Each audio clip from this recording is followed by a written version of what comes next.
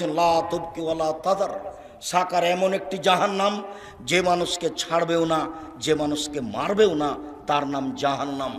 এই কথাটা আল্লাহ তাআলা অন্য জায়গাতে বলেন লা ইয়ামুতু ফিহা ওয়ালা ইয়াহইয়া, মানুষ জাহান্নামে মরবেও না, মানুষ জাহান্নামে বাঁচবেও না।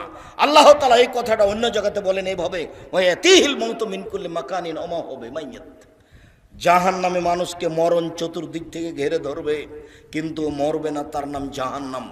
কয়েকটা আয়াত দিয়ে আপনাকে আমি জাহান্নামের পরিচয় দিচ্ছিলাম। রাসূল সাল্লাল্লাহু আলাইহি সাল্লাম বলেন, পৃথিবীর মানুষ শুনে রেখো, ইন্না সাকরাতাল আযীমা, বিশাল একটা পাথর, 1 কোটি মণ ওজনের একটা পাথর যদি জাহান্নামের মুখে ছেড়ে দেওয়া হয় তাহলে নিচে পৌঁছিতে সময় লাগবে 70 বছর। 1 কোটি মণ ওজনের একটা পাথর যদি 1 ঘন্টা নিচে যায় কত যেতে পারে? একদিন